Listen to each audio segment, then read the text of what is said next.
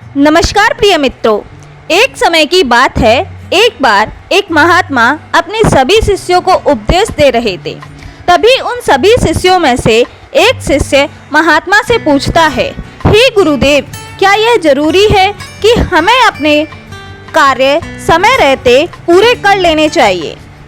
हम उसे बाद में भी तो कर सकते हैं, हम उसे बाद में क्यों नहीं कर सकते? इस पर महात्मा अपने उस शिष्य से कहते हैं, बनते समय के साथ अगर तुम हर कार्य को करते हो तो जीवन तुम्हें उसका वैसा ही लाभ भी देता है और तुम आगे की ओर बढ़ते चले जाओगे। महात्मा अपने उस शिष्य से कहते हैं, समय एक ऐसी चीज है जो कभी किसी के लिए नहीं रुकता, इसलिए समय के साथ अपने कार्य को पूरा कर लेना चाहिए। यदि तुम अपने कार्य को कल पर टालते हो तो क्या तुम जानते हो कि कल क्या होगा? क्या तुमने कल देखा है? यह कोई नहीं जानता। तुम्हारा आज तुम्हारे पास है, इसलिए इस पर ध्यान दो, क्योंकि यदि हम समय निकल गया तो फिर कभी वापस नहीं आएगा। इस पर वह शिष्य कहता है, हे गुरुदेव, ऐसा क्यों होता है? हम उस कार्य को बाद में क्यों नहीं कर सकते? इस पर महात्मा अपने उस शिष्य से कहते हैं, क्योंकि हर कार्य को करने का एक निश्चित समय होता है। इसे और अच्छे से समझने के लिए मैं तुम्हें एक कहानी सुनाता हूँ। इस कहानी को ध्यानपूर्वक सुनना और समझने का प्रयास करना।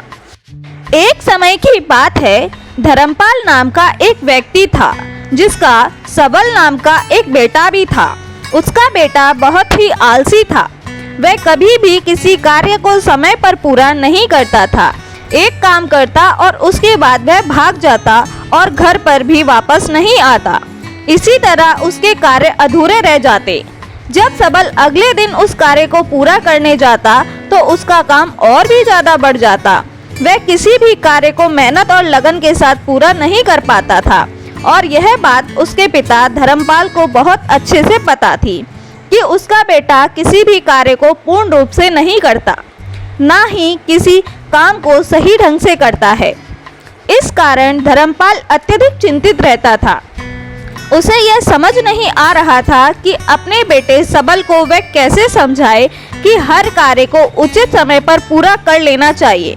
देखते ही देखते समय बीत गया और वह धर्मपाल बूढ़ा हो चुका था।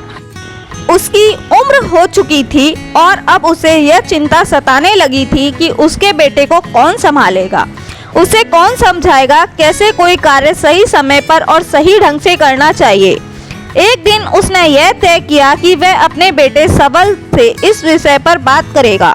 उसी दिन शाम को खाने के वक्त धर्मपाल अपने बेटे सबल को अपने पास बुलाता है और उसे समझाते हुए कहता है, बेटा, तुम जानते हो हम सब किसान हैं और किसानी करके ही हमारा पेट भरता है और हमारा जीवन भी इसी से चल रहा है। मैं जब तक स्वस्थ था मैंने पूरी लगन और मेहनत के साथ इस कार्य को पूरा किया है, लेकिन अब मैं बूढ़ा हो चुका हूँ, मेरी उम्र हो चुकी है। अब मैं तुम्हारा साथ नहीं दे सकता और ना जाने कब मेरा अंतिम समय भी आ जाए। फिर मेरे बाद इस काम को कौन देखेगा? कौन तुम्हारे परिवार को खिलाएगा? कौन उसका ध्यान रखेगा?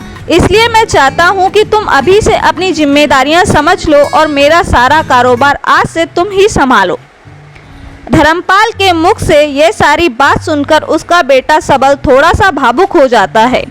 तभी आगे उसके पिता उससे कहते हैं, तुम्हें अब से अपनी हर जिम्मेदारियों को समझना होगा, अपने कर्तव्यों का पालन करना होगा, हर काम को स्वयं से करना होगा और यदि तुम अपने सभी कार्यों को समय पर पूरा कर लोगे तो निश्चित तौर पर तुम्हें सही और अच्छे फल भी मिलेंगे।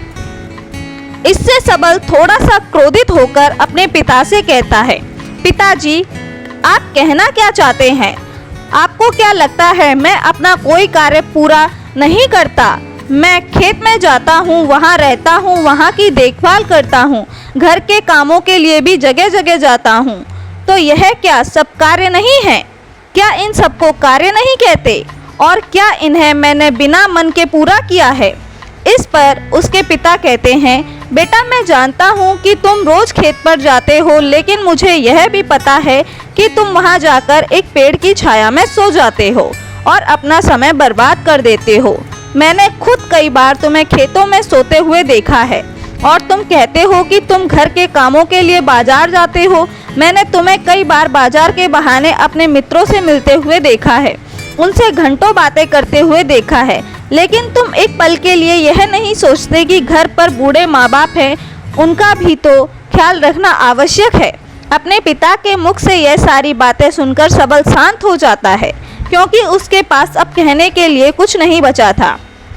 वह चुपचाप अपने पिता की बात सुनता है। उसके पिता आगे कहते हैं, अपना हर कार्य पूरे मन और लगन और ईमानदारी के साथ करना चाहिए, क्योंकि ऐसा ना करके तुम किसी और को नहीं बल्कि खुद को ही धोखा दे रहे हो, जो तुम्हारे लिए आगे बढ़कर बड़ी समस्या बन जाएगी। और तब ना तो तुम्हें कोई समझाने वाला होगा और ना ही तुम्हारा कोई साथ देने वाला होगा। कल को यदि हम ना रहे तो तुम क्या करोगे? इसलिए समय रहते अपने कार्यों को संभाल लो और ईमानदारी और मेहनत के साथ अपने कार्य को पूरा करो। मेरा काम तुम्हें केवल मार्ग दिखाना है और मैं तुम्हें केवल मार्ग ही दिखा सकता हूँ।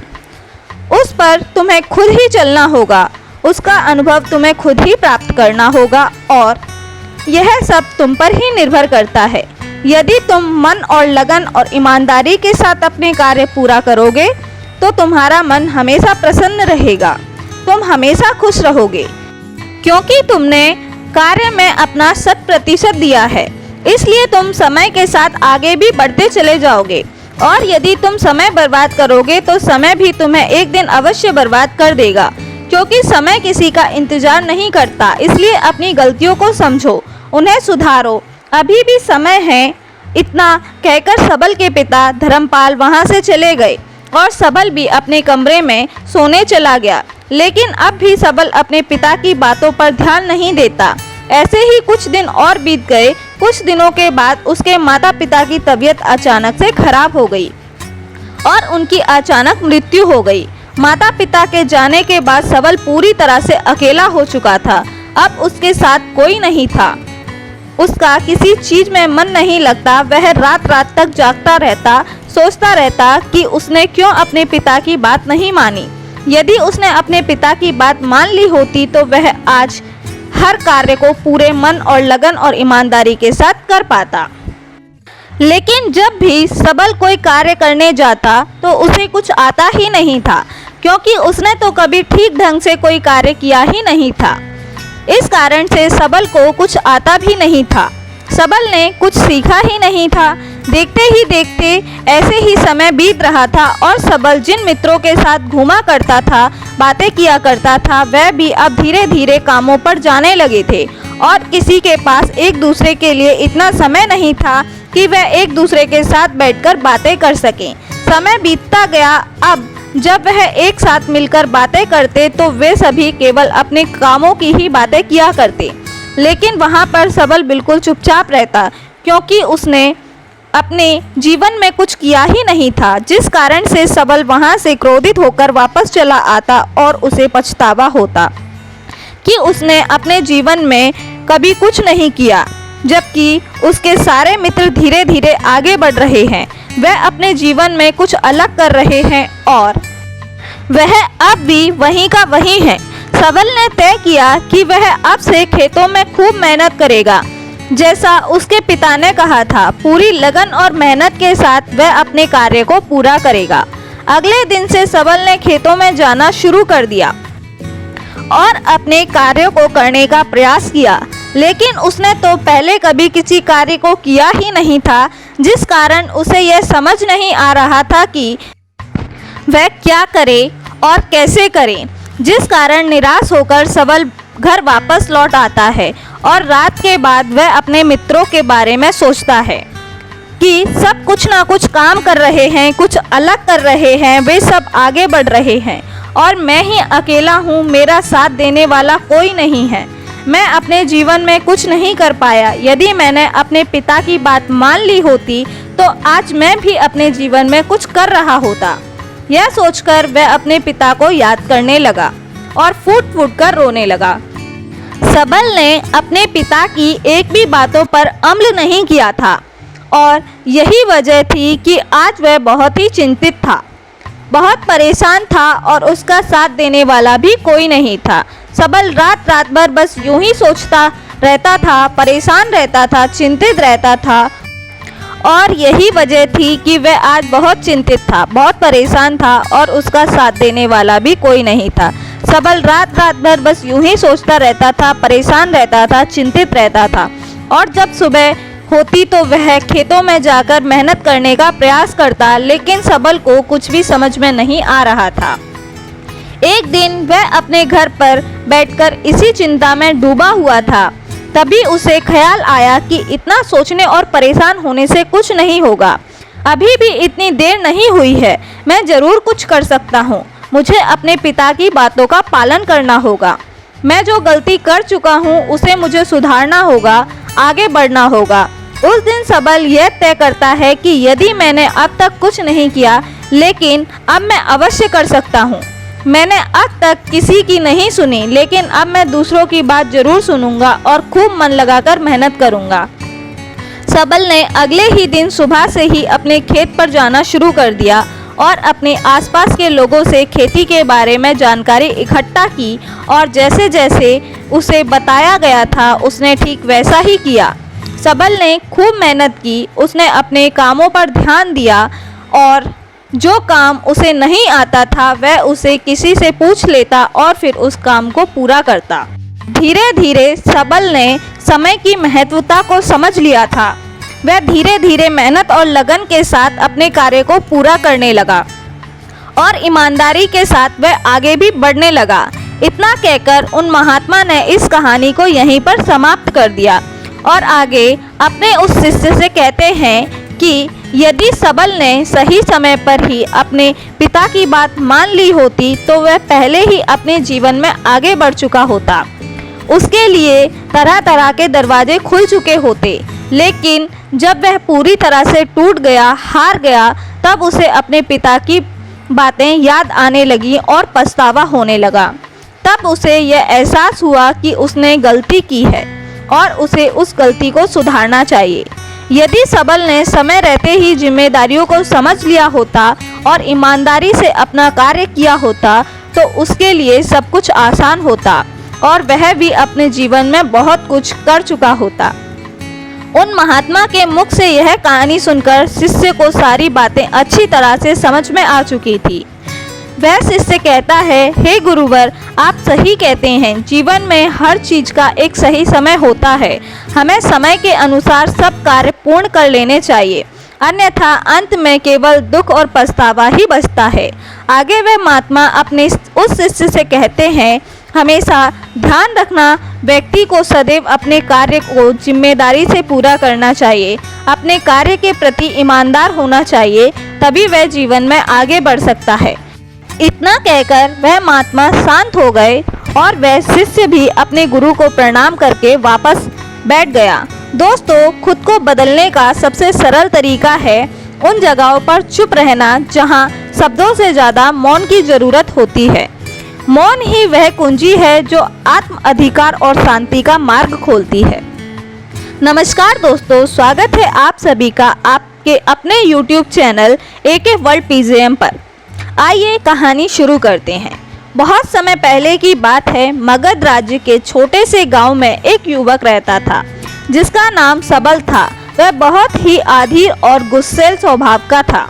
छोटी छोटी बातों पर बहस करना और हर बात का उत्तर तुरंत देना उसकी आदत बन चुकी थी। धीरे धीरे सबल के इस स्वभाव के कारण लोग उसे कतराने लगे थे। सबल खुद भी इस बात को महसूस किया करता था कि उसका स्वभाव उसके जीवन में शांति और खुशियों लाने की बजाय तनाव और अकेलापन बढ़ा रहा है, लेकिन वह समझ नहीं पा रहा था कि उस स्थिति में वह उस स्थिति से किस तरह से बाहर निकले। एक दिन सबल ने सुना कि पास के जंगल में गौतम बुद्ध का प्रवचन हो रहा है। बुद्ध के बारे में उसने बहुत कुछ सुन रखा था। उनकी करुणा, उनका ज्ञान और उनके द्वारा दी गई जीवन की शिक्षाएं। यह सुनकर सबल ने सोचा, शायद मुझे मेरे सवालों का जवाब वहां मिल जाए।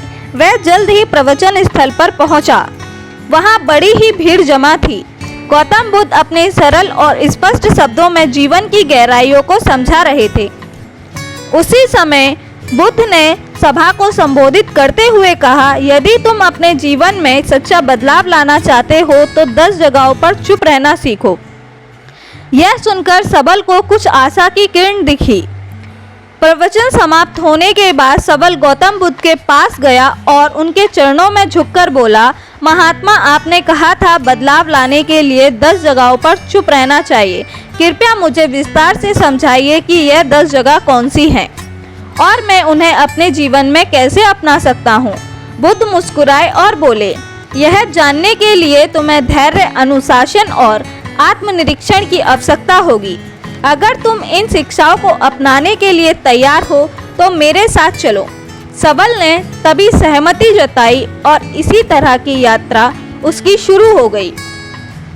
पहला स्थान, जब कोई तुम्हारी आलोचना करे। गौतम बुद्ध ने सबल को अपने पहले स्थान की शिक्षा दी। सबल, जब कोई तुम्हारी आलोचना करे तो चुप रहो। आलोचना तुम्हारे लिए सीखने का अवसर है। यदि तुम गुस्से में प्रतिक्रिया दोगे तो तुम कुछ भी नहीं सीख पाओगे, लेकिन अगर तुम चुप रहकर सोचोगे तो तुम समझ सकोगे कि वह आलोचना ही सही है या गलत। बुद्ध ने उसे एक और उदाहरण दिया। एक बार एक व्यक्ति ने मुझे अपशब्द कहे। मैंने चुप रहकर उसकी बातें सुनी। जब वह थक गया तो मैंने उससे पूछा, अगर तुम किसी को उपहार दो और वह उस उपहार को लेने से मना कर दे तो वह उपहार किसके पास रहेगा?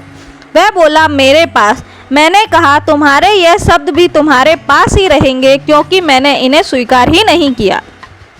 सबल ने इसे अपने जीवन में अपनाने का निर्णय लिया। शुरुआत में यह बहुत कठिन लग रहा था, लेकिन धीरे धीरे उसने महसूस किया कि आलोचना सुनने के बाद चुप रहने से वह आत्मनिरीक्षण कर पा रहा है। दूसरा स्थान, जब कोई तुमसे बहस करे। कुछ दिन बाद बुद्ध ने सबल को दूसरे स्थान पर चुप रहने का महत्व समझाया। जब कोई तुमसे बहस करे तो चुप रहो। बहस में सच नहीं बल्कि अहंकार की जीत होती है। यदि तुम चुप रहोगे तो स्थिति को बेहतर समझ सकोगे और सही निर्णय ले सकोगे। गौतम बुद्ध ने एक किसान की कहानी सुनाई। 2 किसान अपनी जमीन के छोटे से टुकड़े को लेकर झगड़ा कर रहे थे। दोनों का मानना था कि वह जमीन उनकी है। जब मैंने उनसे पूछा क्या उन्होंने जमीन अपने हाथ से ली थी जब वे जन्मे थे, या क्या वे इसे अपने साथ ले जाएंगे जब वे मरेंगे, तो वे चुप हो गए। इस शिक्षा ने सबल को सिखाया कि बहस में पड़ने से बेहतर है चुप रहकर समाधान की ओर बढ़ा जाए। तीसरा स्थान, जब कोई गुस्से में हो। गौतम बुद्ध ने सबल से कहा, गुस्सा आग की तरह है, यदि तुम इसमें घी डालोगे तो यह और भड़क जाएगी। इसलिए जब कोई गुस्से में हो तो चुप रहो, उसकी गुस्से की ऊर्जा खत्म हो जाएगी। इसके लिए बुद्ध ने एक कहानी सुनाई।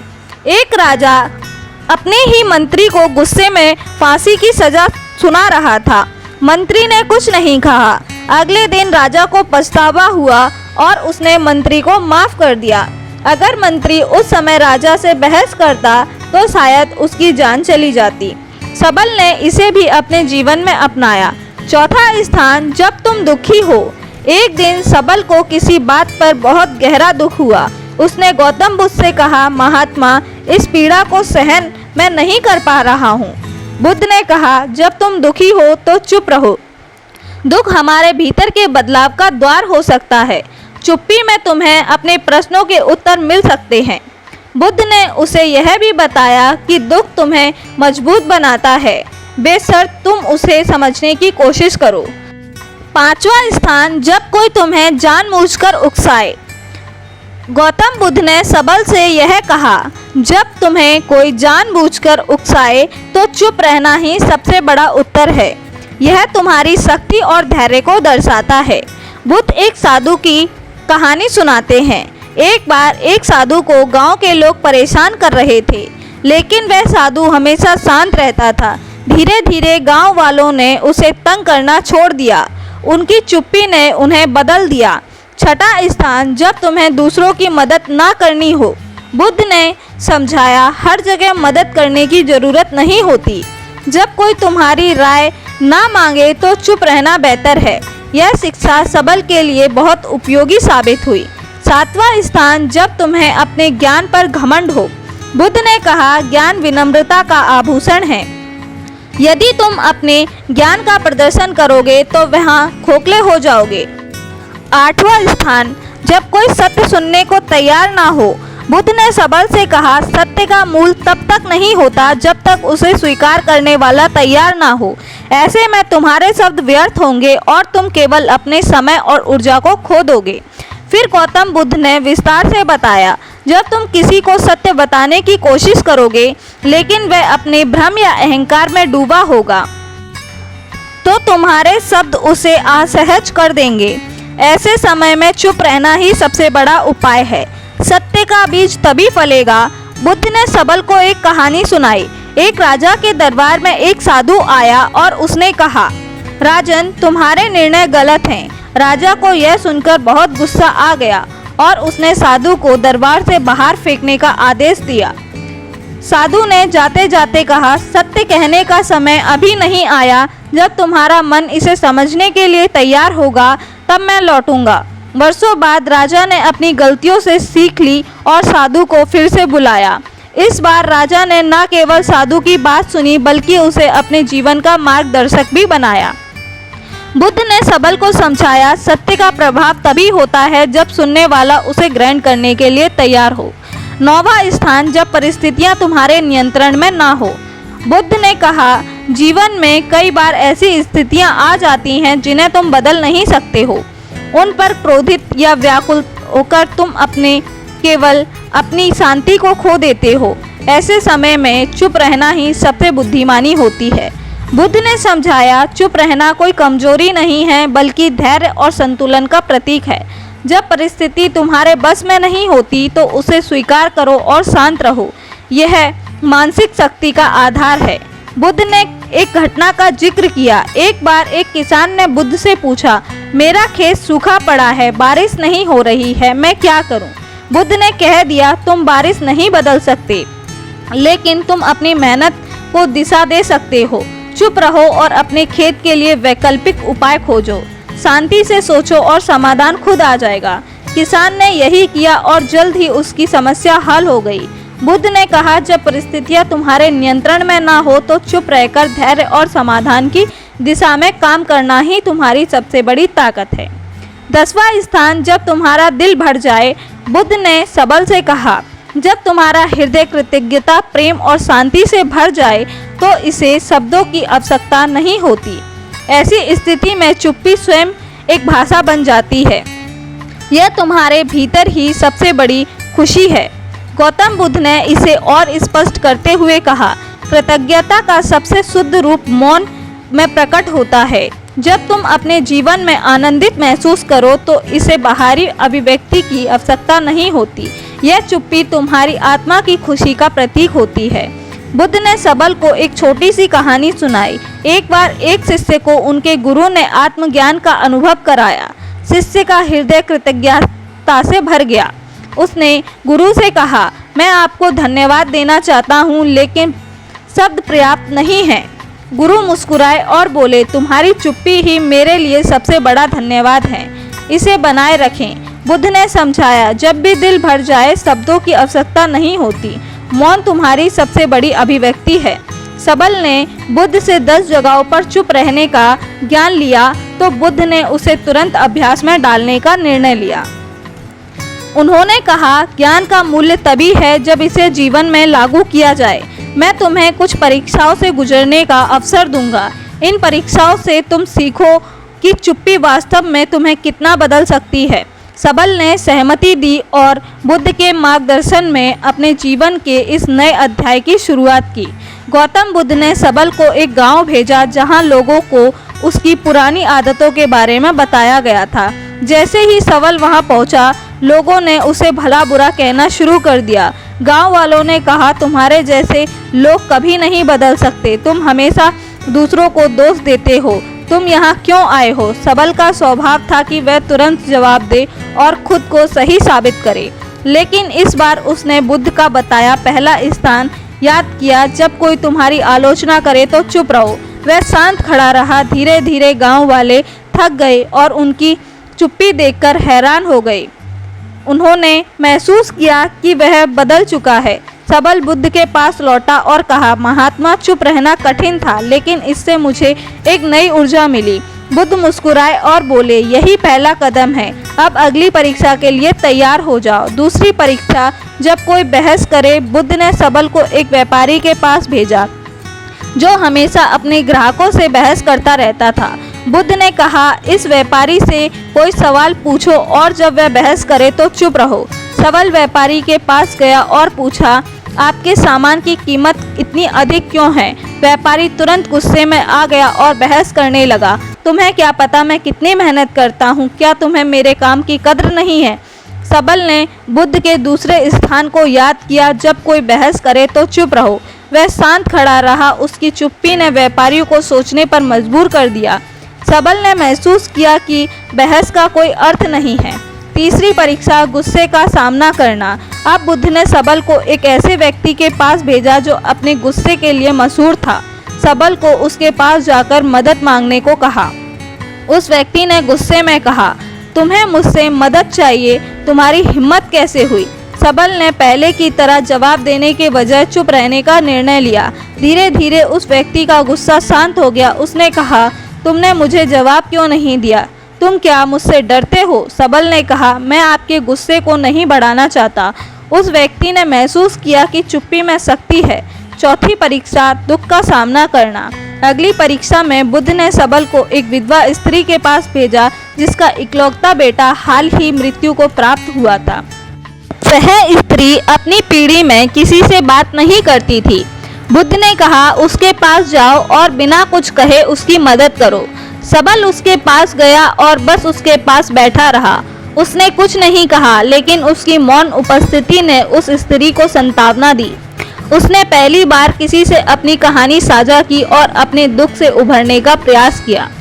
बुद्ध ने कहा, दुख में चुप्पी कई बार शब्दों से अधिक प्रभावित होती है। पांचवी परीक्षा, उकसावे का सामना करना। बुद्ध ने सबल को एक ऐसे समूह के पास भेजा जो उसे उकसाने के लिए तैयार था। उन्होंने सबल को अपमानजनक बातें कहीं, लेकिन सबल शांत रहा।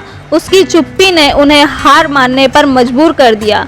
परीक्षाओं के बीच सबल ने बुद्ध से पूछा, महात्मा, चुप रहना कैसे इतना प्रभावी हो सकता है? बुद्ध ने कहा, एक बार राजा ने एक साधु से पूछा, जीवन में सबसे बड़ी ताकत क्या है? साधु ने राजा को एक कटोरा पानी और तेल दिया। उसने कहा, पानी और तेल को मिलाने की कोशिश करो, लेकिन तेल पानी में घुल नहीं पाया। साधु ने कहा, चुप्पी तेल की तरह है, इसे आपसे अलग नहीं किया जा सकता। जब तक तुम इसे संभालोगे, यह तुम्हारी सबसे बड़ी ताकत रहेगी। अंत की परीक्षा, जब दिल भर जाए। अंत में बुद्ध ने सबल को खुद से एक और परीक्षा लेने को कहा। उन्होंने कहा, जब तुम्हारा दिल खुशी और कृतज्ञता से भर जाए, तब चुप्पी को अपनाओ। सबल ने महसूस किया कि जब वह अपनी सभी परीक्षाओं में सफल हुआ तो उसका दिल शांति और आनंद से भर गया। उसने बुद्ध के चरणों में झुककर कहा, महात्मा, अब मैं बदल चुका हूँ। अब मैं जानता हूँ कि चुप्पी ही सच्चा ज्ञान है।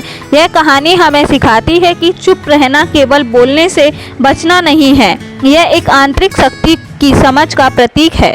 बुद्ध की यह शिक्षा हमें अपने जीवन के हर पहलू में संतुलन और शांति लाने का मार्ग दिखाती है। जब हम बोलने की बजाय सुनना और समझने की कोशिश करते हैं तो जीवन वास्तव में बदलने लगता है। यह कहानी हमें सिखाती है कि चुप्पी सिर्फ शब्दों का अभाव नहीं है, बल्कि आत्मा की भाषा है। चुप रहना सीखो, यह सच्चा बदलाव है। दोस्तों, आज की इस कहानी में हम आपको कुछ ऐसे तरीके बताएंगे जिनसे आप धोखा खाने से खुद को बचा सकते हो। जो लोग दूसरों की बुरी बातों पर अधिक ध्यान देते हैं, वे अपने जीवन में अशांत रहते हैं। अगर हम अपने जीवन में सुख शांति पाना चाहते हैं तो दूसरों की बुरी बातों को नज़रअंदाज कर देना चाहिए। जो लोग हमारे आसपास रहते हैं, उनकी ज़रूरत पड़ने पर मदद ज़रूर करनी चाहिए। दूसरों की मदद करने से हमें भी शांति मिलती है। हमारे सामने बहुत सी चीज़ें आती हैं जो हमें बिल्कुल भी पसंद नहीं होती, लेकिन हमें उनके साथ रहना पड़ता है। आप बुरी चीज़ों को बदल नहीं सकते, बस आपको उससे बचने का तरीका आना चाहिए। तो चलिए जानते हैं उन तरीकों के बारे में। वे गौतम बुद्ध जी ने अपने शिष्यों को बताई थी। नमस्कार दोस्तों, एके वर्ल्ड टीजीएम चैनल पर आपका स्वागत है। तो शुरू करते हैं। मानव नाम का एक नौजवान लड़का था। वह गुस्से में आकर जंगल में चला गया। मानव जंगल के एक वृक्ष पर गुस्सा निकाल रहा था। वह जोर जोर से उसे मुक्के मार रहा था। वह अपने मन का गुस्सा निकालने की कोशिश कर रहा था। शायद उसको किसी ने धोखा दे दिया था या फिर उसके साथ कुछ बुरा हुआ था, जिससे वह बहुत ज़्यादा परेशान था। उसे कहीं भी शांति नहीं मिल रही थी। वह लगातार उस वृक्ष पर मुक्का मार रहा था, जिससे उसकी उंगलियां लहूलुहान हो चुकी थी। उसी जंगल में एक शीतल पानी का झरना था। वहां पर एक बौद्ध रोज संध्या के समय स्नान करने आया करते थे। यह उनका नित्य नियम था।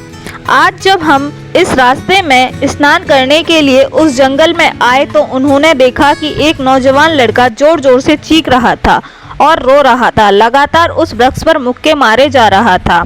उस युवक के आसपास कोई मौजूद नहीं था। उस गुरु को उस लड़के की चिंता होने लगी। उन्होंने सोचा कि अगर मैं इसे ऐसे ही अनदेखा करके चला जाऊं तो कहीं यह आत्महत्या ना कर ले।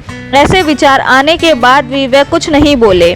वह उस युवक की तरफ देखे जा रहे थे और कुछ देर तक उस लड़के ने उस गुरु को नज़रअंदाज किया, लेकिन कुछ देर बाद उसे अजीब सा लगने लगा। उसने सोचा, ना तो यह मुझे रोक रहा है और ना ही कुछ कह रहा है, यह तो बस मुझे देखे जा रहा है। इसका क्या मतलब है? बहुत अजीब आदमी है। ऐसे ही विचार उस युवक के मन में उठने लगे। जब कुछ देर बाद वह गुरु कुछ नहीं बोले तो उस लड़के ने अचानक से उस गुरु से पूछा कि हे महाशय, आप अपने रास्ते में क्यों नहीं चले जाते? आपको क्या मतलब है? आप यहाँ रुककर मुझे क्यों देख रहे हैं? गुरु ने बहुत ही शांत स्वर में कहा कि मैं तुम्हें रोक नहीं रहा हूँ, तुमसे कुछ कह नहीं रहा हूँ, तो मुझसे तुम्हें क्या परेशानी है? मेरी तरह यह वृक्ष, पौधे और पक्षी यह सब तुम्हें देख ही रहे हैं। जब इसने तुम्हें कोई परेशान नहीं किया तो मुझसे क्यों परेशानी है? यह सुनकर वो लड़का और जोर से चीखकर बोला, मुझे सबसे परेशानी है। मैं सबसे नफरत करता हूँ। यहाँ पर सब धोखेबाज हैं, गद्दार लोग रहते हैं। इस दुनिया में कोई किसी का नहीं होता। इस तरह बोलते बोलते वह फूट फूट कर रोने लगा। वो लड़का रोए जा रहा था और गुरु उसे देखे जा रहा था। वह गुरु उसे चुप कराने की कोशिश भी नहीं कर रहा था। यह बात तो उसे लड़के को और भी ज़्यादा अजीब लगी। अब रोना बंद करके उस लड़के ने सीधे होकर उस गुरु से कहा, आप बहुत ही अजीब आदमी हैं। आपके सामने कोई इंसान रो रहा है और आप उसे चुप भी नहीं करा सकते। आपके मन में बिल्कुल भी संवेदना नहीं है। बहुत अजीब और कठोर हृदय वाले साधु हैं आप। आपको अपने साधु होने पर खेद होना चाहिए। और ऐसे ही ना जाने क्या क्या जली कटी बातें वह लड़का उस गुरु को सुनाने लगा। कुछ देर बाद जब उस लड़के का गुस्सा निकल चुका तब बौद्ध गुरु ने उसे बहुत ही शांत स्वर में कहा कि आज मैं तुम्हें कंधा दे सकता हूँ, तुम्हारे आंसू भी पहुँच सकता हूँ, लेकिन इससे तुम्हारी समस्या का समाधान नहीं होगा। कुछ देर के लिए तुम्हारा मन शांत हो जाएगा, उसके बाद फिर वही जिंदगी, वही लोग जो तुम्हें आज कंधा देने के लिए तुम्हारे पास नहीं है, फिर से तुम उसी जिंदगी में लौट जाओगे। कोई तुम्हें धोखा देगा, कोई तुम्हारा फ़ायदा उठाएगा और तुम अपने मन को ऐसे ही तकलीफ़ पहुंचाते रहोगे। तो आंसू पोंछने की बजाय तुम्हें मुझसे कुछ ज्ञान की बातें जान लेनी चाहिए, जिससे तुम्हें जीवन में कोई भी धोखा नहीं दे सकता, तुम्हारी अच्छाई का कोई भी फ़ायदा ना उठा सके। याद रखना, आंसू पोंछने वाले तो तुम्हें मिल जाएंगे, लेकिन ध्यान और सही समझ देने वाले कभी कभी कोई इंसान ही मिलता है। गुरु ने उसे बताया कि मैं पास ही के झरने में स्नान करने के लिए जा रहा हूँ। बहुत ही शीतल पानी है वहाँ का। अगर तुम चाहो तो तुम भी मेरे साथ चल सकते हो। यहाँ पर अकेले परेशान होने से अच्छा है कि तुम झरने के शीतल पानी में स्नान करो, जिससे तुम्हारा दिमाग, मन, मस्तिष्क और तुम्हारा शरीर सब कुछ पवित्र हो जाएगा। यह सुनकर वह लड़का गुरु के पीछे पीछे गया। जंगल के बीचों बीच का रास्ता झरने की तरफ जाता था। जंगल में सन्नाटा छाया हुआ था। उनके पैरों तले सूखे पत्तों की चरमराहट की आवाज़ पूरे जंगल में गूंज रही थी। आज पूर्णिमा की रात थी और आसमान में चांद अपनी उजली रोशनी उस जंगल में फेंक रहा था। उस रोशनी में दोनों उस झरने की तरफ चले जा रहे थे। रास्ते में चलते चलते उस लड़के ने गुरु से कहा कि हे महात्मा, आपकी ज़िंदगी मस्त है, आपको किसी चीज़ की कोई परेशानी नहीं है। आपको पता है कि दुनिया में कैसे कैसे लोग रहते हैं, कितने धोखेबाज, कितने मक्कार, और सबसे महत्वपूर्ण बात, अपने ही लोग धोखा देते हैं। जिनसे हम प्रेम करते हैं, जिनको हम अपना मानते हैं, जब उन्हीं से धोखा मिलता है तो कैसा महसूस होता है। कभी कभी तो लगता है कि भोले और दयालु लोगों के लिए यह दुनिया बनी ही नहीं है, यह धोखेबाज के लिए है। वही यहाँ पर फलते फूलते हैं और वही आनंद से जीते हैं, और हमारे जैसे लोग तो दूसरों की सहायता करते हैं, दूसरों को अपना मानते हैं, और वे हमेशा जीवन भर दुख में ही रहते हैं। यही जीवन की सत्यता है और यही संसार है जिसमें हमें रोज घुट घुट कर मरना होता है। गुरुदेव, आपने सही किया, ऐसी ज़िंदगी को त्याग दिया। आप बस अपने में मस्त हैं, किसी से कोई परेशानी नहीं है, किसी की कोई चिंता भी नहीं है। मैं भी सोचता हूँ कि मैं भी संन्यास ले लूँ। यह सुनकर उस गुरु ने कहा कि तुम्हें क्या लगता है, सन्यासी जीवन बहुत आसान होता है? गुरु ने बहुत शांत स्वर में कहा कि तुम्हें 2 वक्त की रोटी तो शांति से मिल जाती है, हमें तो कभी कभी वह भी नसीब नहीं होती। अगर भिक्षा मिल जाती है तो हम खा लेते हैं, वरना हमें तो भूखा ही सोना पड़ता है। यही हमारा सन्यासी जीवन है। हमें हमेशा नीचे सोना होता है, सिर्फ एक लंगोट में रहना होता है, और चाहे कैसा भी मौसम क्यों ना हो। यह तो सब तुम्हें आसान लगता है, तो तुम भी सन्यासी बन जाओ। लड़के ने कहा कि आप कहते तो ठीक है, संघर्ष तो दोनों तरफ है, सांसारिक जीवन में भी और सन्यासी जीवन में भी। वैसे सांसारिक जीवन भी अच्छा है, लेकिन जब तक आप घर परिवार में सुख शांति से बने रहो, धोखा ना मिले, हमारे लोग हमारा फ़ायदा ना उठाएं, हमसे झूठ ना बोलें, हमें धोखा ना दें, तब तो जीवन जीने का आनंद होता है, वरना जीवन नर्क हो जाता है। गुरु ने कहा, संन्यास अपने मन से लिया जाता है। जब हमारा मन कहता है कि हमें संन्यास के मार्ग पर सफलता हासिल करनी है, आगे जाना है, तो सन्यासी जीवन सफल हो पाता है। लेकिन तुम अपने घर से परेशान होकर, दूसरे लोगों से परेशान होकर सन्यासी बनना चाहते हो, तो तुम्हारा सन्यासी जीवन भी कभी सफल नहीं होगा। इससे अच्छा तो तुम सांसारिक जीवन में अगर कुछ नियम अपना लो, तो दूसरे लोग तुम्हें धोखा नहीं दे पाएंगे। सबसे पहले तो यह समझ लो कि धोखा उन्हें ही मिलता है जो भावनात्मक रूप से कमज़ोर होते हैं, जिनका दिल जल्दी पिघल जाता है, जो दूसरे को दुख में नहीं देख पाते। ऐसे लोगों के साथ धोखा होने की संभावना ज़्यादा होती है, क्योंकि कोई भी आदमी अपनी परेशानी बताकर, अपने आप को दुख में बताकर तुम्हारा फ़ायदा उठा सकता है। क्या पता वह झूठ बोल रहा है, वह दुखी होने का अभिनय कर रहा है, लेकिन आपको तो सच ही लगेगा, और उसके कुछ समय बाद आपको पता चलता है कि आपके साथ धोखा हो गया।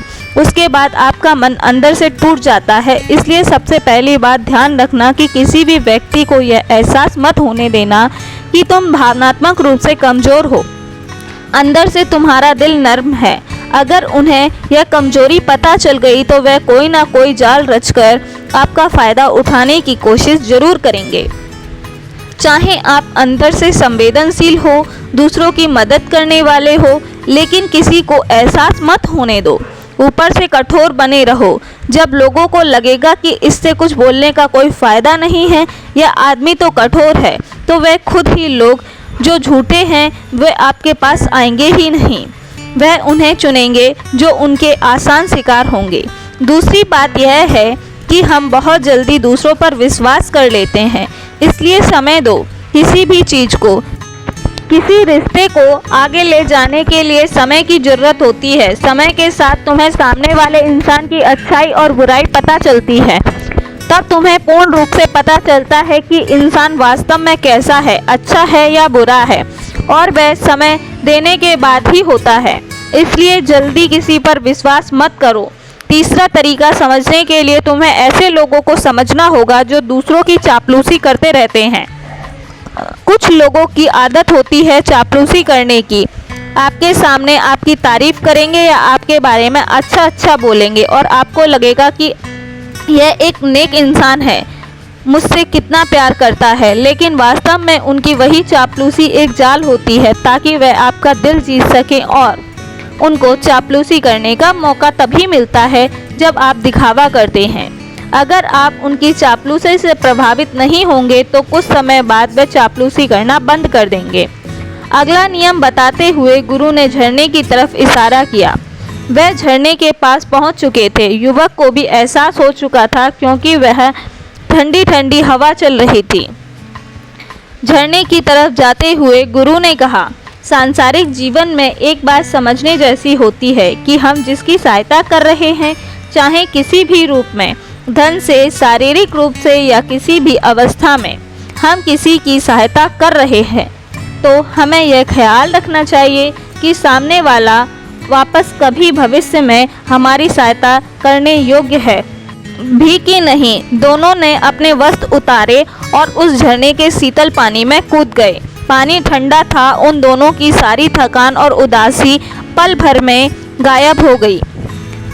स्नान कर लेने के बाद दोनों उस झरने के सामने एक वृक्ष के नीचे बैठकर बातें करने लगे। गुरु ने उसे आगे समझाते हुए कहा कि शुरुआत में लोगों को नज़रअंदाज करना सीखो। जब तुम किसी को शुरुआत में नज़रअंदाज कर देते हो तो जो भी लोग किसी लालच की वजह से तुम्हारे पास चिपक रहे थे, उनकी छटनी हो जाएगी। जब तुम उनको नज़रअंदाज करोगे तब एक दो बार लोग तुम्हारे पास आने की कोशिश करेंगे, उसके बाद वह तुमसे दूरियां बना लेंगे। और जो आदमी तुम्हारी इंसानियत, तुम्हारी अच्छाई देखकर तुम्हारे पास आएगा, वह नज़रअंदाज करने के बावजूद भी तुम्हारे करीब ही बना रहेगा। और यही तो एक सच्चे इंसान की पहचान होती है। जो हमारे अपने होते हैं उनसे हम तकरार भी कर लेते हैं, उसके बावजूद भी वह हमारी बातों का बुरा नहीं मानते। चाहे कुछ ही समय के लिए वह हमसे नाराज रहें, लेकिन कुछ समय बाद फिर से हम एक हो जाते हैं। और यही तो घर परिवार का मतलब होता है, यही तो अपनों का मतलब है। इसलिए शुरुआत में अनजाने लोगों को नज़रअंदाज करना सीखो, इग्नोर करना सीखो, ताकि धोखेबाज मक्कार लोग तुम्हारे करीब ही ना आ पाएं।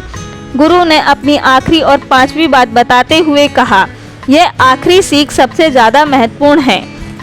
सब कुछ होने के बाद भी तुम्हें धोखा मिल सकता है, लेकिन अगर तुम अपनी आंखें और कान, अपना दिमाग खोल कर रखते हो, तो अगर तुम होश में रहोगे, ध्यान करोगे, तो तुम्हें इंसान की आंखें देखते ही समझ में आ जाएगा कि उसे तुमसे क्या चाहिए। तुम उसकी इच्छा और उसका स्वभाव उसकी आंखों में ही देख सकते हो। लोगों की आंखों में उनकी वाणी, उनका स्वभाव दिखाई देता है। बस हम ही अपनी आंखें मूंद कर रहते हैं। दूसरे लोगों से जानो, उसके रिश्तेदारों से जानो, उसके परिवार वालों से जानो कि वह इंसान कैसा है, दूसरों के साथ उसका व्यवहार कैसा है, उसकी जांच करो, तब किसी पर विश्वास करो। ऐसे ही किसी पर विश्वास मत कर लेना।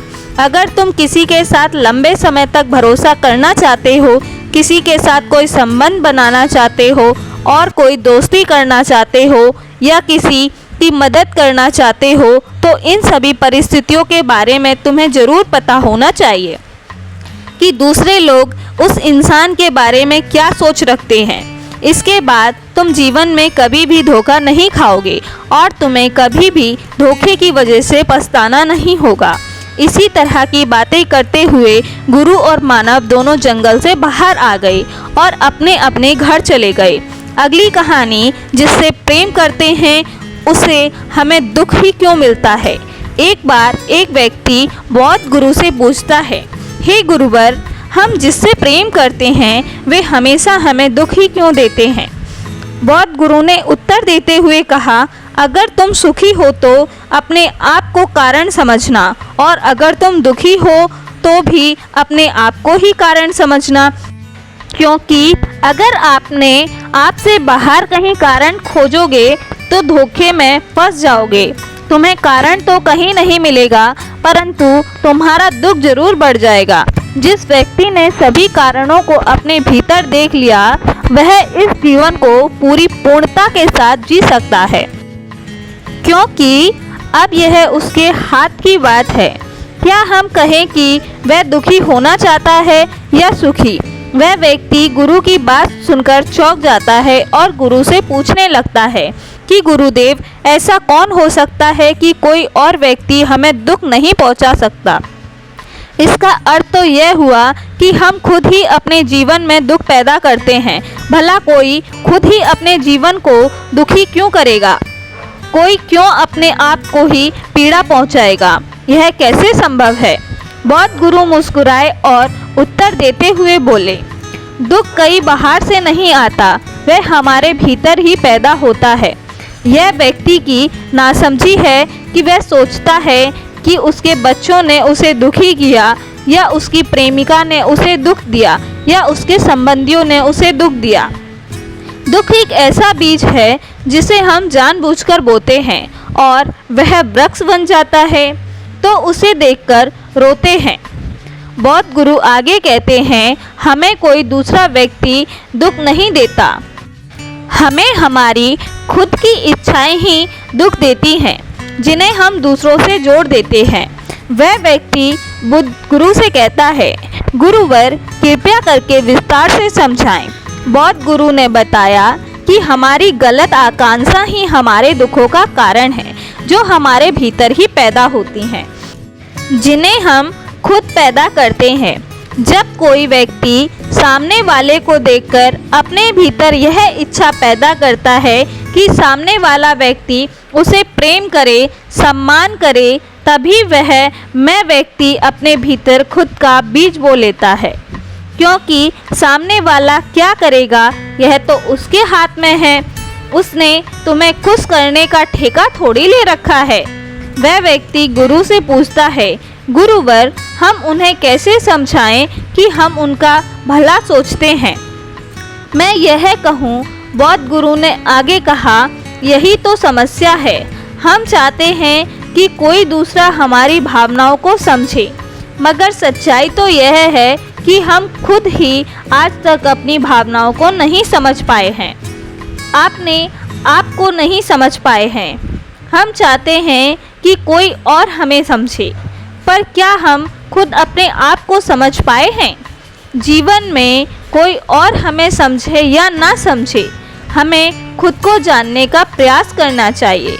इस बात से 1000 गुना ज़्यादा ज़रूरी यह बात है कि हम खुद अपने आप को जानें।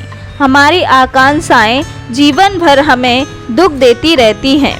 यदि हम उन्हें दूसरों से जोड़ते रहेंगे और यह सोचते रहेंगे कि कोई और हमें प्रेम करे, हमारा सम्मान करे, हमारी परवाह करे।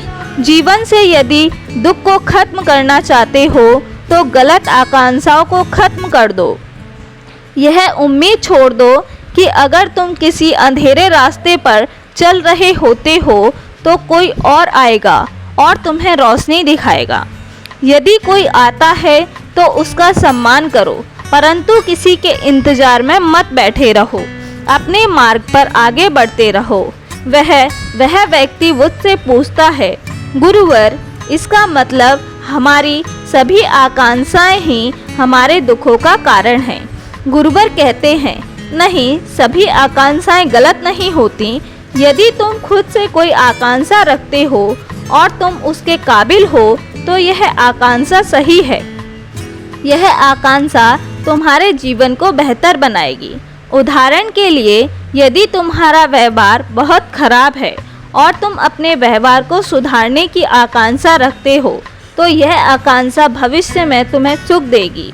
हमारी आकांक्षाएं एक बीज की तरह होती हैं, जिन्हें हम जानबूझकर अपने जीवन में बोते हैं, और भविष्य में जब वो बीज वृक्ष बन जाते हैं तो हम उनके फल खा लेते हैं। दोस्तों, बौद्ध गुरु की शिक्षाएं इतनी प्रभावी हैं कि आप केवल सुनने मात्र से ही अपने जीवन में बदलाव महसूस कर सकते हैं। गौतम बुद्ध ने ऐसे बहुत सारे सूत्र दिए हैं जिनकी गहराई को अगर समझ लिया जाए तो जीवन जीने का नज़रिया बिल्कुल बदला जा सकता है। इन कहानियों को बनाने के पीछे मेरा उद्देश्य यही है कि आप इस जीवन को एक अलग नज़रिए से देख सकें। दोस्तों, आज की इस बहुत कहानी में हम आपको इग्नोर करने के 8 तरीके बताएंगे जिससे आप लोगों के इमोशनल कंट्रोल से आसानी से बच सकते हैं और यह कहानी आपके जीवन को एक नई दिशा देगी। नमस्कार दोस्तों, एके वर्ल्ड पीजीएम चैनल में आपका स्वागत है। तो दोस्तों शुरू करते हैं। प्राचीन समय की बात है, एक छोटे से गांव में एक बौद्ध मठ था। मठ के मुख्य भिक्षु आचार्य सिद्धार्थ अपने ज्ञान और सहनशीलता के लिए बहुत ही ज़्यादा प्रसिद्ध थे। उनके पास एक शिष्य था जिसका नाम था मानव। एक दिन मानव ने आचार्य से पूछा, हे गुरुदेव, मैंने सुना है कि कई बार हमें लोगों को इग्नोर करना चाहिए, पर मैं समझ नहीं पाता कि यह कब और क्यों करना चाहिए। क्या आप मुझे इसे समझा सकते हैं? आचार्य सिद्धार्थ मुस्कुराए और बोले, मानव, मैं तुम्हें इस प्रश्न का उत्तर दूंगा, पर पहले तुम्हें एक परीक्षा देनी होगी। कल सुबह गांव जाओ और वहां हर व्यक्ति से ये कहना कि तुम मूर्ख हो। देखना लोग कैसे प्रतिक्रिया देते हैं। मानव यह सुनकर चौंका, पर उसने आदेश मान लिया। अगले दिन वह गांव गया और जैसा आचार्य ने कहा था ठीक वैसा ही किया। कुछ लोग हंसे, कुछ ने गुस्से में उसे डांटा और कुछ ने उसे अनदेखा कर दिया। वह थका हारा मठ लौट आया। आचार्य ने पूछा, आज तुमने क्या सीखा? मानव ने उत्तर दिया, गुरुदेव, कुछ लोग नाराज हुए, कुछ ने मुझे तुच्छ समझा और कुछ ने मुझे नज़रअंदाज कर दिया, लेकिन मैं अभी भी समझ नहीं पाया कि इग्नोर करने का क्या महत्व है। आचार्य ने मुस्कुराते हुए कहा, कल मैं तुम्हें इसका उत्तर 8 नियमों के माध्यम से दूंगा। तब तक ध्यान करो और शांत रहो। अगले दिन जब सुबह आचार्य ने मानव को बुलाया और कहा कि इग्नोर करना एक कला है और यह तुम्हारे जीवन को शांतिपूर्ण और सफल बनाने में मदद कर सकती है। सुनो, यह 8 नियम हैं जो इसे समझने में मदद करेंगे। पहला नियम, नकारात्मकता का भार मत उठाओ। जब लोग तुम्हारी आलोचना करें या नकारात्मक बातें कहें तो उनका भार उठाने से बचो, उन्हें इग्नोर करो। तुम अपने दिमाग को शांत रख सकते हो। दूसरा नियम, हर किसी को खुश करना संभव नहीं है। हर व्यक्ति की अपेक्षाएं अलग होती हैं। तुम सबको खुश नहीं कर सकते हो, इसलिए उन लोगों को इग्नोर करो जो तुम्हारे प्रयासों को नहीं समझते। तीसरा नियम, अपना ध्यान अपने लक्ष्य पर केंद्रित करो। अगर तुम हर किसी की बातों पर ध्यान दोगे तो तुम्हारा ध्यान अपने आप ही लक्ष्य से भटक जाएगा। इग्नोर करने से तुम्हें अपने उद्देश्य पर टिके रहने में मदद मिलती है। चौथा नियम, समय की कीमत समझो। समय बहुत ही बलवान होता है। समय में वह ताकत होती है जो किसी और चीज़ में नहीं है। अगर तुम दूसरों के ऊपर यूं ही समय गंवाते रहोगे तो तुम्हारी ज़िंदगी में तुम्हारे खुद के लिए कोई समय नहीं बचेगा। पांचवा नियम, नकारात्मक प्रतिक्रिया। जब किसी व्यक्ति का व्यवहार नकारात्मक होता है और वह आपको बार बार परेशान करता है तो इग्नोर करना सुरक्षित और स्वास्थ्यकर हो सकता है। छठा फायदा, समय और ऊर्जा की बचत। कई बार व्यावसायिक या व्यक्तिगत स्थितियों में विवाद या नकारात्मकता का सामना करने की वजह से इग्नोर करना सबसे ठोस उपाय हो सकता है। सातवां, स्वास्थ्य के लिए। कभी कभी दूसरे व्यक्तियों की नकारात्मकता या अप्रिय विचार आपके मानसिक स्वास्थ्य को प्रभावित कर सकते हैं और इग्नोर करना आपके लिए सबसे बेहतर हो सकता है। आठवां फायदा, पारिवारिक परेशानियां। अगर हम लोगों को इग्नोर करना सीख जाते हैं तो हम अपने परिवार में लोगों की कही हुई बातों को इग्नोर करके अपने जीवन को और भी ज़्यादा स्वस्थ बना सकते हैं। अन्यथा हम अपने घर की बातों को ही लेकर बैठे रहेंगे और जीवन भर उसी में खोए रहेंगे। किसी को इग्नोर करने के कई सारे कारण हो सकते हैं।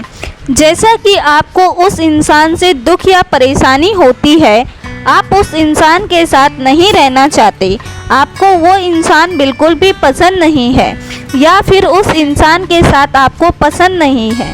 इसके अलावा किसी को इग्नोर करने का यह भी एक कारण होता है कि किसी इंसान ने आपको पहले इग्नोर किया हो या आपको नीचा दिखाने की कोशिश की हो, और अगर ऐसे में अब आप उस इंसान के सामने अपनी वैल्यू बढ़ाने के लिए और उससे बदला लेने के लिए उसे इग्नोर करना चाहते हो, तो यहाँ पर एक बात ध्यान रखो कि जिस किसी को भी आप इग्नोर करना चाहते हो तो उससे आप बेरुखी से बर्ताव मत करो, उन्हें किसी भी तरह से दुखी मत करो और ना ही कुछ भला बुरा कहो।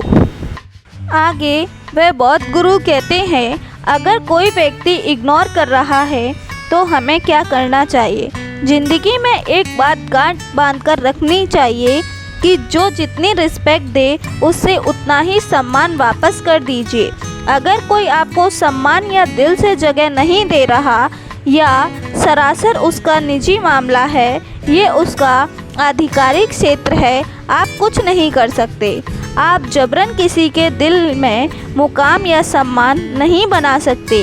इसलिए अगर आपको कोई इग्नोर कर रहा है तो वह समय आ गया है कि आप अपने आप पर फोकस करें, अपने परिवार पर फोकस करें। शादीशुदा हैं तो अपने बच्चों के भविष्य को बेहतर तहरीर दें। किसी के पीछे लगकर अपनी दुनिया बर्बाद ना करें। आप भी उसे इग्नोर करें इस हद तक कि सामने वाले को लगने लगे कि आपके लिए ज़िंदगी में अहम उसके सिवा और भी चीज़ें हैं। इस संदर्भ में एक और बात, अगर सामने वाला इग्नोर कर रहा है तो यह भी मुमकिन है कि वो आपका अटेंशन पाने के लिए ऐसा कर रहा है।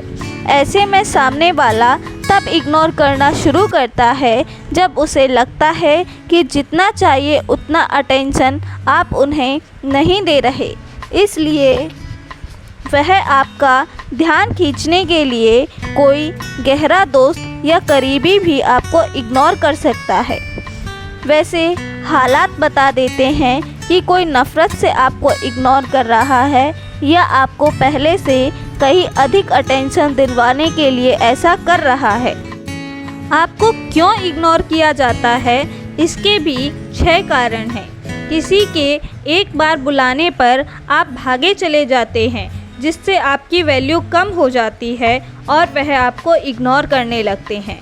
आप कुछ लोगों को उनकी औकात से ज़्यादा प्यार देते हैं, इसलिए आपको इग्नोर किया जाता है। आप बहुत ज़्यादा और खुलकर बोलते हैं, इसलिए आपको इग्नोर किया जाता है। आप अपना इम्प्रेशन जमाने के चक्कर में कभी कभी ओवर रिएक्ट कर जाते हैं, इसलिए आपको इग्नोर किया जाता है।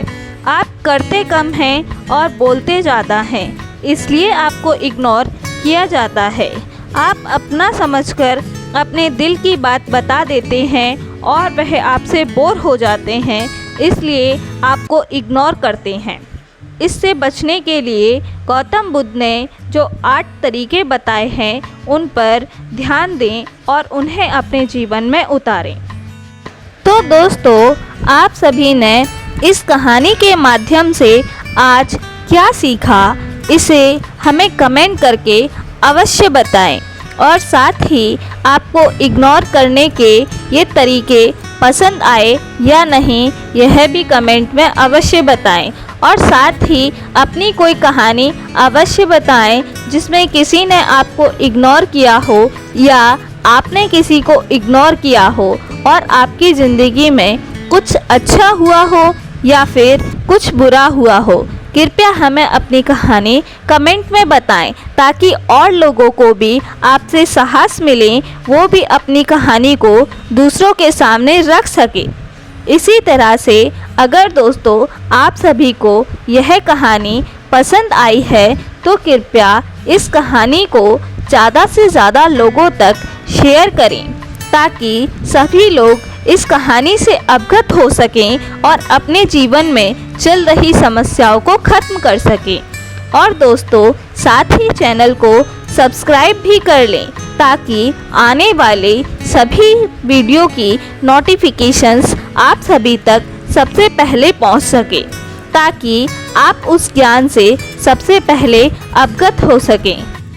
और साथ ही वीडियो को भी लाइक करें ताकि हमें आपका सपोर्ट मिलता रहे और आप लोगों के लिए हम इसी तरह की और भी गौतम बुद्ध द्वारा दिए गए ज्ञान की ज्ञानवर्धक कहानियाँ साझा कर सकें। तो दोस्तों, मिलते हैं एक और नई कहानी में। तब तक के लिए आप लोग अपना ख्याल रखिए, स्वस्थ रहिए, मस्त रहिए। धन्यवाद दोस्तों। नमो बुद्धाय। मिलते हैं नई वीडियो के साथ।